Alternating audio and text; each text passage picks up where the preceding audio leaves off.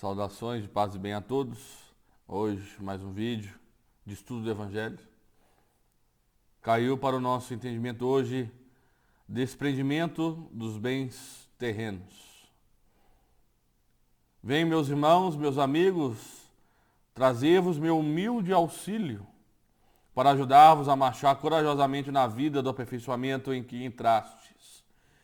Olha só, vida de aperfeiçoamento em que entrastes. Né?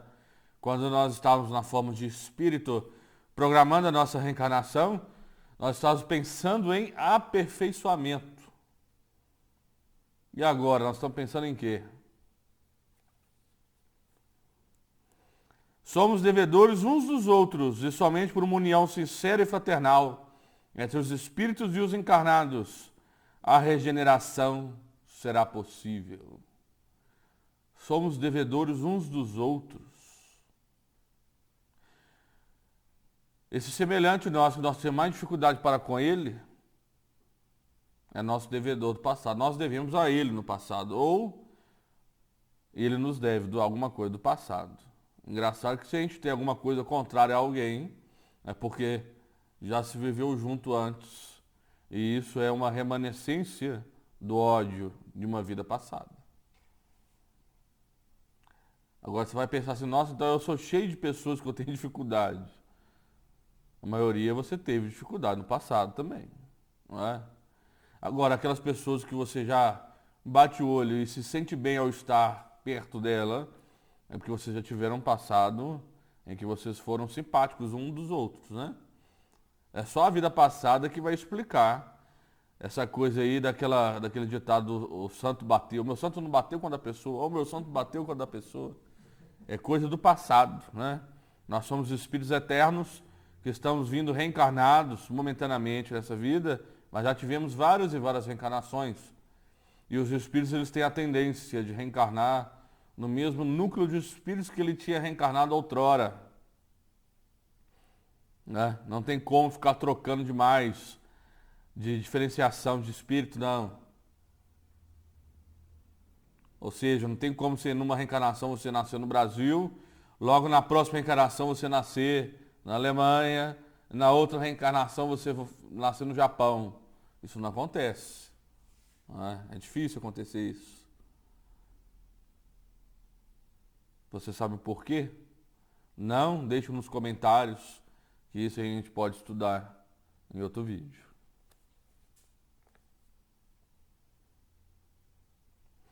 Vosso apego aos bens terrenos é um dos mais fortes entraves em vosso adiantamento moral e espiritual. Será que você que está assistindo esse vídeo é apegado aos bens terrenos? Será que você gosta da matéria? Você gosta de carro, gosta de casa, gosta de ficar sentado na frente da televisão vendo algum programa, algum filme? É difícil, então, quem não é apegado. Não é? É raro uma pessoa que não é apegada. Não é? Hoje em dia, não é raro? É raro, é quase impossível. Mas existem pessoas desapegadas, né? Em virtude desse desejo de aquisição, destruis as vossas faculdades afetivas. Olha que interessante. Acaba que você vai destruir as suas faculdades afetivas porque você quer buscar sempre para si o conforto material. O engraçado é que o encarnado nesses tempos modernos, quando está saudável e jovem, trabalha para ter conforto e não usufrui do conforto proporcionado. Né? Chega na velhice que poderia, né, usufruir do conforto proporcionado, ele não vai ter condição porque está sem saúde. Ele vai gastar todo o dinheiro que ele acumulou para tentar ter saúde e acaba que não acontece. Porque a saúde na velhice só vai ter se você já tiver feito isso desde a juventude. Né? Não tem como uma pessoa que não tem os hábitos saudáveis, depois de velho, adquirir um corpo saudável. É impossível. Né? Sede sinceros. A fortuna proporciona uma felicidade sem manchas? Agora nós vamos pensar aí, será que esses ricos que a gente vê aí na televisão, ou em jornais, ou internet, têm uma felicidade sem mancha? Será que tem alguém que tem muito dinheiro que é feliz? 100% feliz? Feliz não, feliz sim. Feliz. Acorda bem disposto, trabalha ou não trabalha e é feliz, contente com o que tem, agradecido a Deus por ter o que tem. Principalmente quando a dor de perder entes queridos bate à nossa porta. Será que existe aquela pessoa que tem uma vida tranquila e calma por ter dinheiro, quando ele perde algum ente querido perto dele, ele consegue manter a fé?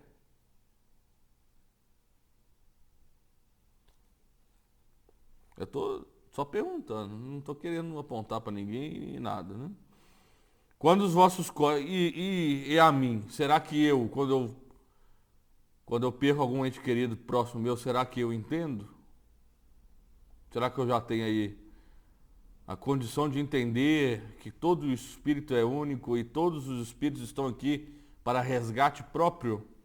Que eu não sou o dono de ninguém, não possuo ninguém, né? Nós somos irmãos perante Deus e cada um tem que pagar o que ele escreveu para si mesmo. Será que eu já entendo isso? Eu tenho que entender, né? Que a gente só fala aquilo que entende. Então, será que, se for no meu caso, então, eu encarnado, eu vir a perder um filho, será que eu vou entender? Obrigatoriamente eu tenho que entender. Por quê? Esse filho não é meu filho, é filho de Deus, né?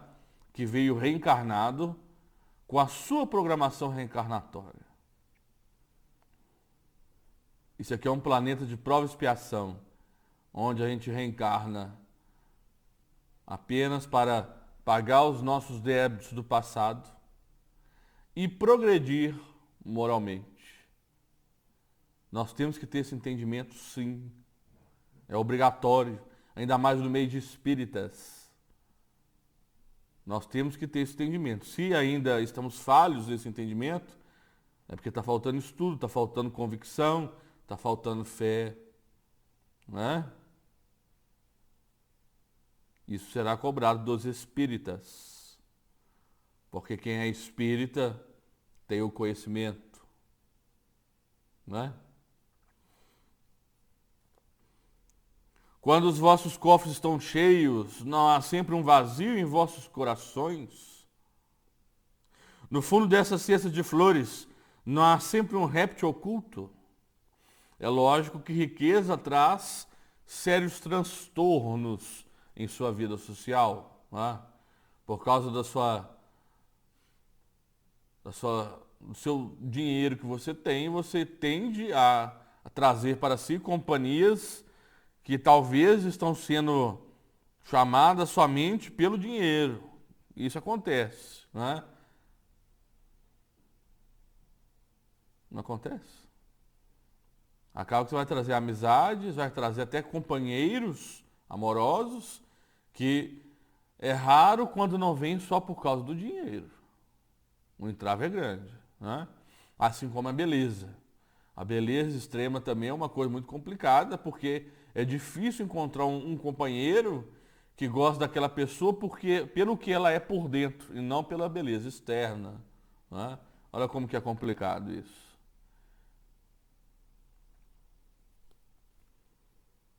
Compreendendo que um homem que conquistou a fortuna por um trabalho constante e honrado, experimente por isso uma satisfação. Imagina uma pessoa que era pobre, trabalhou, conseguiu angariar aí dinheiro e se torna rico do meio para o final da vida. Ele vai ficar satisfeito, né?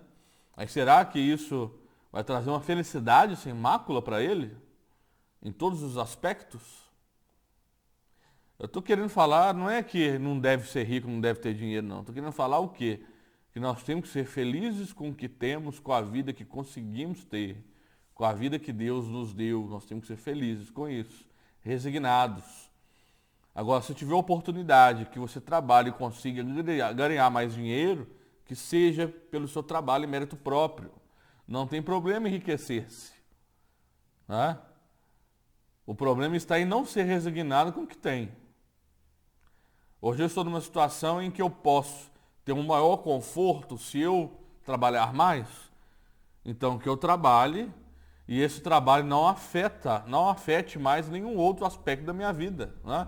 Tudo tem que ter equilíbrio. Se eu conseguir trabalhar bem, angariar mais valores monetários para mim, mantendo os outros aspectos sociais da minha vida, tranquilo, não tem problema. Agora, tudo em excesso causa transtorno e transtorno é ruim para a nossa saúde mental e espiritual, não é? Do que adianta eu me matar de trabalhar e esquecer dos meus filhos, esquecer da minha companheira, esquecer de mim mesmo? Não adianta de nada, tudo tem que ter equilíbrio, né? Aliás, muito justa, né? Trabalhar e conseguir. Mas um apego que absorve os demais sentimentos e paralisa os impulsos do coração a uma distância igual e que vai da sorte da avareza à prodigalidade exagerada, dois vícios entre os quais Deus colocou a caridade, santa e salutar virtude que ensina o rico a dar sem ostentação, para que o pobre receba sua humilhação. Que a fortuna provenha de vossa família, ou que a tenhais ganhado pelo vosso trabalho. Há uma coisa que jamais deveis esquecer, é que tudo vem de Deus, e tudo a Deus retorna. Depende do uso que nós fazemos do que Deus nos deu. Isso, até mesmo mediunidade, viu, gente? A mediunidade também é dada por Deus e pode ser retirada por Deus. Depende do uso que você faz. Aí vocês me perguntam, vocês adoram perguntar, né? E essas pessoas então que usam a mediunidade para ganhar dinheiro, por que Deus não tira delas essa mediunidade?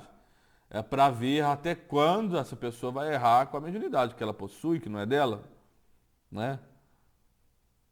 Até quando será que ela vai errar? Até quando que ela vai se marcar com algo que Deus deu para ela e que não é dela de fato? É por isso que Deus permite que isso aconteça. Tudo nesse universo acontece porque Deus permite. Ah, quer dizer que nós não temos livre-arbítrio? Temos. Deus permitiu que nós tivéssemos livre-arbítrio. E esse é o maior entrave da nossa própria evolução. Qual é o maior entrave da evolução espiritual de qualquer ser criado por Deus? Livre-arbítrio. Nós não sabemos usar o nosso livre-arbítrio. Alguém discorda? Nada vos pertence na terra, nem sequer o vosso corpo. A morte vos despoja dele, como de todos os bens materiais. Esse aqui é um ponto complicado que muitas pessoas que não têm religião não entendem. O corpo ao qual nós estamos habitando neste momento não é nosso.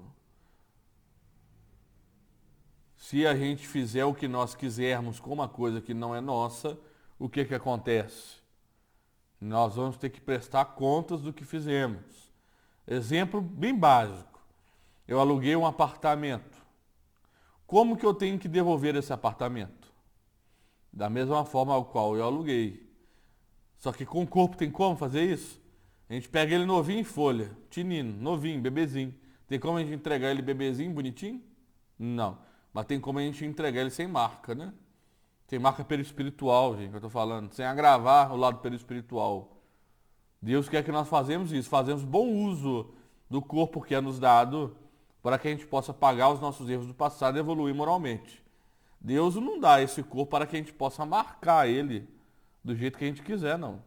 Então tudo que a gente faz que marque o nosso perispírito através das nossas atitudes diretas, nós teremos que pagar por isso. Porque esse corpo não nos pertence.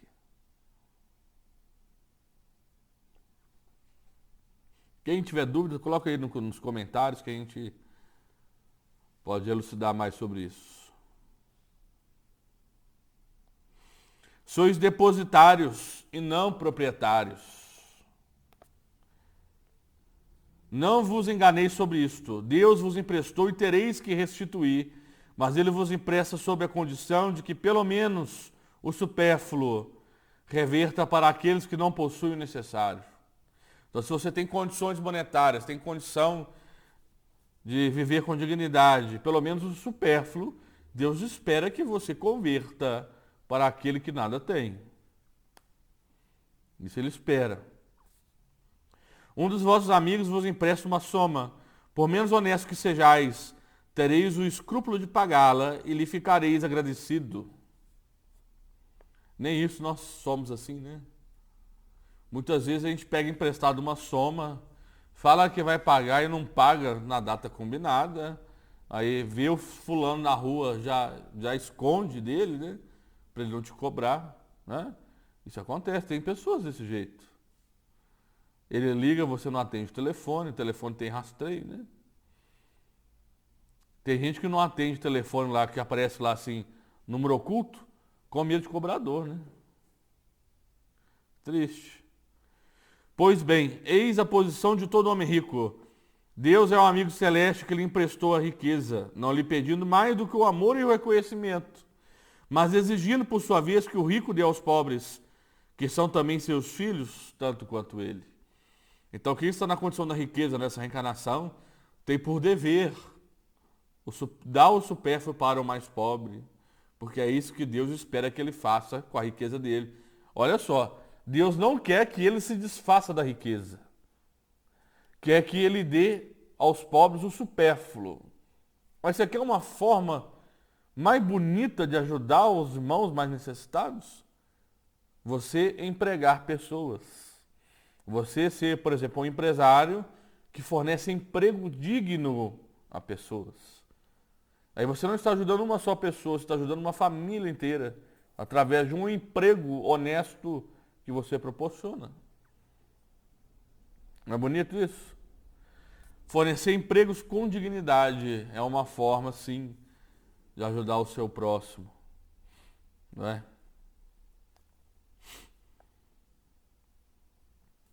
O bem que Deus vos confiou, excita em vossos corações uma ardente e desvairada cobiça. Já refletistes quando vos apegais localmente a uma fortuna perecível e tão passageira como vós mesmos, que um dia tereis de prestar contas ao Senhor daquilo que vos concedeu? Esqueceis que pela riqueza fostes investidos na sagrada condição de ministros da caridade na terra. Então, quem tem a riqueza, ele é um ministro da caridade terrena, que através do supérfluo que ele tem, ele vai poder ajudar os mais necessitados. Olha que bonito de ver, então. Então, aqueles que têm dinheiro são ministros da caridade. Não é bonito isso? Para seres os seus dispensadores inteligentes, o que sereis, pois, quando usais somente em vosso proveito o que vos foi confiado, se não depositares infiéis? Que resulta desse esquecimento voluntário dos vossos deveres? A morte inflexível, inexorável, virá rasgar o véu sobre o qual vos escondeis, forçando-vos a prestar contas ao amigo que vos favoreceu e que nesse momento reveste aos vossos olhos a toga de juiz. Se você está fazendo mau uso daquilo que lhe foi concedido, um dia você irá prestar contas e terá que pagar por isso.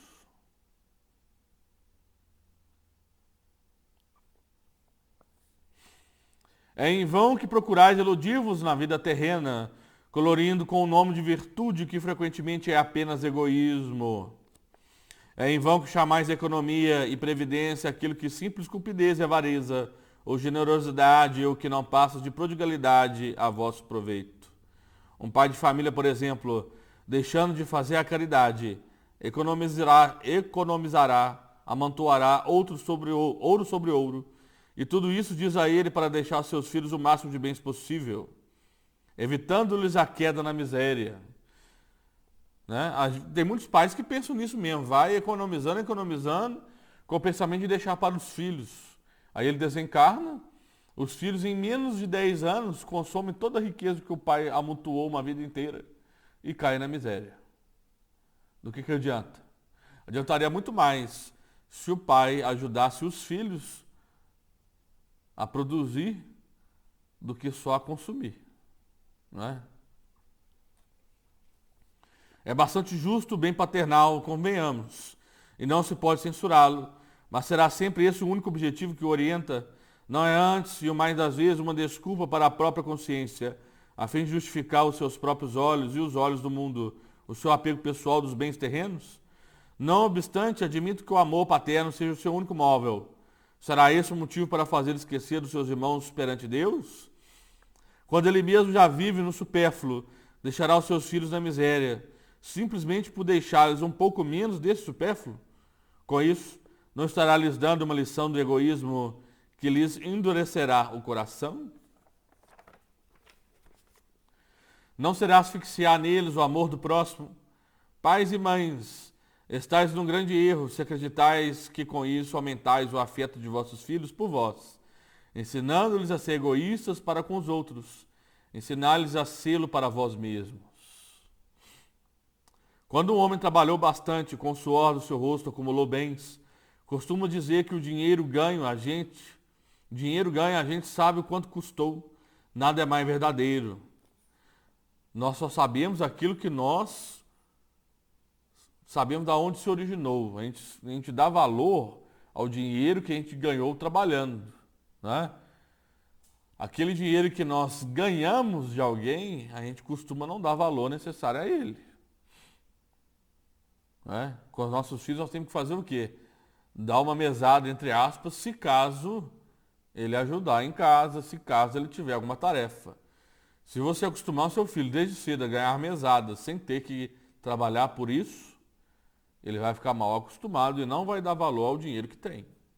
Ele vai gastar o dinheiro que tem com qualquer coisa, né? A melhor forma de uma pessoa dar valor ao dinheiro que ela possui é ela trabalhando por ele.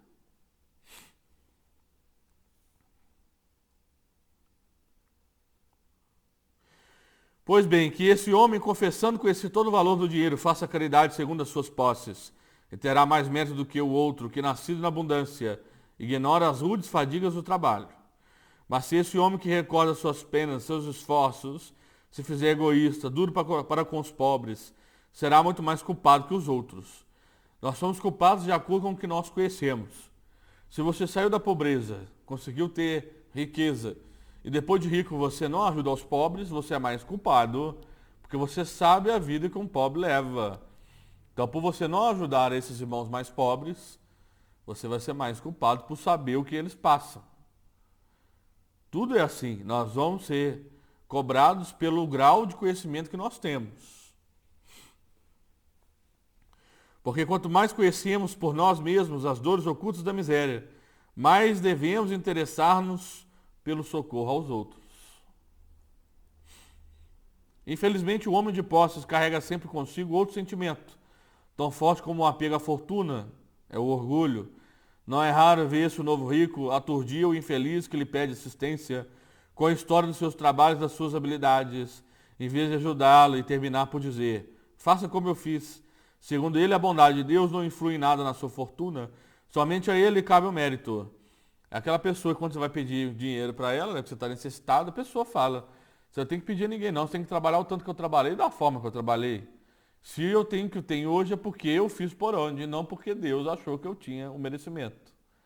Essas pessoas têm tanto orgulho em si mesmas que elas não acreditam que Deus proporcionou que através do próprio trabalho ela ganhasse aquele dinheiro. Seu orgulho põe-lhe uma venda nos olhos e um tampão nos ouvidos. Não compreende que com toda a sua inteligência e sua capacidade, Deus pode derrubá-lo com uma só palavra. Vamos lembrar que nós, nesse mundo de prova e expiação, nós não temos nada, não somos proprietários de nada. Se fizermos mau uso do que temos, nós podemos perder tudo o que temos. Principalmente o corpo físico, né? Não, o corpo é meu, eu faço com ele o que eu quiser. Você pode amanhecer desencarnado. Será que esse corpo é seu mesmo? Eu acho que não. Desperdiçar a fortuna não é desapegar-se dos bens terrenos. É descuido e indiferença. O homem, como depositário dos bens que possui, não tem o direito de lapidá-los ou de confiscá-los para o seu proveito. A prodigalidade não é generosidade, mas quase sempre uma forma de egoísmo. Aquele que joga o ouro, as mancheias na satisfação de uma fantasia, não dará um centavo para prestar um auxílio. O desapego dos bens terrenos consiste em considerar a fortuna no seu justo valor, em saber servir-se dela para os outros, e não apenas para si mesmo, a não sacrificar por ela os interesses da vida futura, em perdê-la sem reclamar, se aprover a Deus, retirá-la. Se por imprevistos reveses vos tornardes como Jó, dizei como ele: Senhor, vós me destes, vós me tirastes, que a vossa vontade seja feita. Isso é aceitar os desígnios de Deus com muita fé e coragem, né? Nós somos assim? Já somos assim? Nós aceitamos o que Deus acha melhor para nós, sem murmúrios? Resiste corajosamente ao abatimento, ao desespero que paralisaria as vossas forças. Nunca vos esqueçais, quando Deus vos desferir um golpe, que ao lado da maior prova ele coloca sempre uma consolação. Ao lado da maior prova, se você conseguir ultrapassar esse grande obstáculo, você logo receberá uma grande consolação. Deus é misericordioso e bondoso. Só que nós somos fiéis, nós temos fé. Mas pensai sobretudo que há bens infinitamente mais preciosos que os da terra, e esse pensamento vos ajudará a desprender-vos deles. Quanto menos apreço damos a uma coisa, somos menos sensíveis à sua perda. O homem que se apega aos bens terrenos é como uma criança que só vê o momento presente. O que só desprende é como um adulto que conhece coisas mais importantes, porque compreende essas palavras proféticas do Salvador: meu reino não é deste mundo. O Senhor não ordena que atiremos fora o que possuímos, para nos tornarmos mendigos voluntários, porque então nos transformaríamos numa carga para a sociedade. Agir dessa maneira seria compreender mal os desprendimentos dos bens terrenos. É um egoísmo de outra espécie, porque equivale a fugir à responsabilidade que a fortuna faz pesar sobre aquele que a possui. Então, aquele que nasceu em berço de ouro, ele não deve se desprover dessa riqueza para ele ter um mérito para com Deus, não. Ele tem que saber usar a riqueza que ele tem, tirando do supérfluo que ele possui e dando aos pobres. Tirando do supérfluo. Ou pode fazer aquela que eu falei antes. Ele pode ser um empregador e dar dignidade a mais pessoas. Não é?